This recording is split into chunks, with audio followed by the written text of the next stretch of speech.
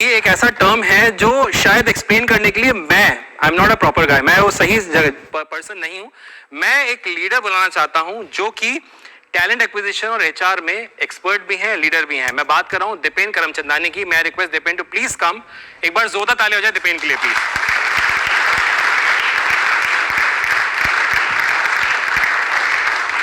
Dipen, welcome to Doordarshan, welcome to Prashnottari. एक delegation of authority शब्द आया है, आप एक लीडर हैं एचआर में, टैलेंट एक्विजिशन में।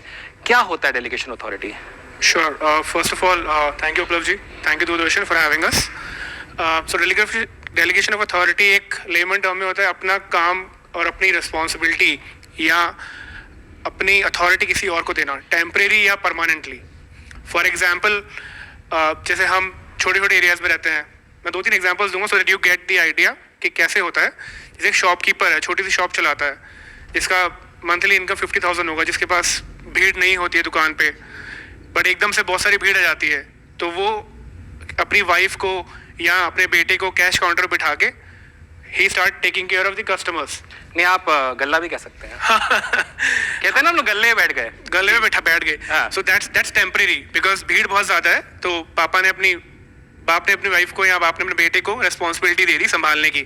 अगर मैं बड़े लेवल पे लेके जाऊँ, आप सब ने बड़ी कंपनी से नाम सुने होंगे, जैसे कोई भी XYZ कंपनी है, वहाँ पे सीईओ सब कुछ नहीं कर सकता, इसलिए उसके पास सीएफओ होता है, इसलिए उसके पास चीफ ऑपरेशन ऑफिसर होता है, उनके अंदर अलग टीम होती है।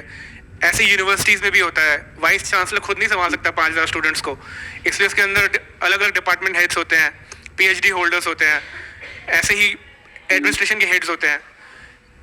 दिस डिफाइंस, बट ये सारी पावर जो भी होती है ये टेम्परेरी और परमानेंट दोनों। Temporary, I would say temporary more, because कोई भी बंदा अगर काम कर रहा है वो 4-5 साल बाद 10 साल बाद छोड़ेगा ही, तो एक तरह से पावर कभी परमानेंट नहीं होती, वो हमेशा टेम्परेरी होती है। कोई आता है, कोई जाता है, जिसकी जगह कोई और आता है तो उसको पावर ट्रांसफर कर दी जाती है। दीपेन, मैं क्योंकि आप आए हुए हैं, मैं इसलिए आपसे एक और सवाल पूछना चाहता था बिफोर। बिल्कुल। बहुत सारे यंगस्टर्स हमारे साथ में भी हैं, बहुत सारे दर्शक भी देख रहे हैं, क्योंकि आप एचआर में हैं, टैलेंट एक्विजिशन में हैं। मैं आपसे जानना चाह रहा था आज इंडस्ट्री क्या डिमांड करती है, यंगस्टर से, फ्रेश ग्रेजुएट से, या इंडस्ट्री की डिमांड क्या है ओवरऑल? देखिए, बहुत कुछ डिपेंड करता है किस बैकग्राउंड से है बंदा, इंजीनियरिंग, मैनेजमेंट, और जैसे आई कैन सी बहुत सारे बच्चे फिजियोथेरेपी बैकग्राउंड से भी हैं।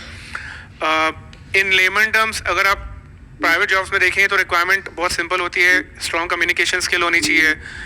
बहुत इंपॉर्टेंट जो मैं समझता हूँ एक फैक्टर है कि जो भी आप इंटर्नशिप कर रहे हो वो इंटर्नशिप बहुत रिलेवेंट होनी चाहिए।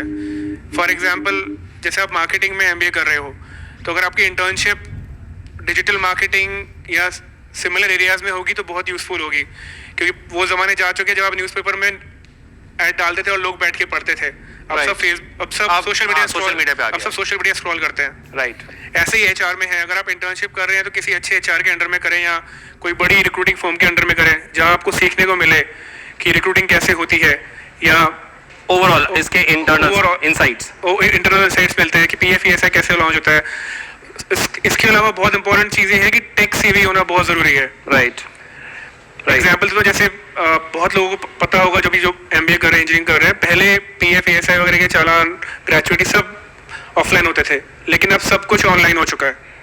अब घर बैठे बैठे भी फाइल कर सकते हैं। Alright, thank you so much.